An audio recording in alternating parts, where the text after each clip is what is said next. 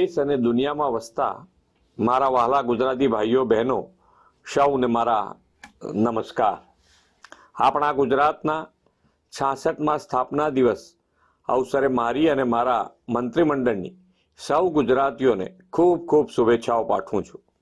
મહાત્મા ગાંધી, સરદાર સાહેબ, સ્વામી દયાનંદ સરસ્વતી, શ્યામજી કૃષ્ણ વર્માના આશીર્વાદ, પરમ પૂજ્ય રવિશંકર મહારાજ, ઇન્દુ ચાચા જેવા અનેક મહાપુરુષોની પ્રેરણા અને માર્ગદર્શન, લોકોનો અવિરત કઠોર પરિશ્રમ, બધાના સહયોગથી ગુજરાતે પોતાની વિકાસ યાત્રા શરૂ કરી હતી.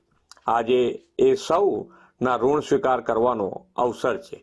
તારીખ 1 મે 1960ના દિવસે જ્યારે મુંબઈથી અલગ રાજ્ય બન્યું ત્યારે સૌના મનમાં પ્રશ્ન હતો કે રણ, દરિયો અને ડુંગર ધરાવતું રાજ્ય કેવી રીતે આગળ વધશે. પરંતુ 1960થી 2000ના 4 દાયકાની ગુજરાતની વિકાસ યાત્રા અને 2001 પછીના 2.5 દાયકાની અવિરત વિકાસ યાત્રાનો દીવા જેવો સ્પષ્ટ ફરક સૌ કોઈ આજે જોઈ શકે છે.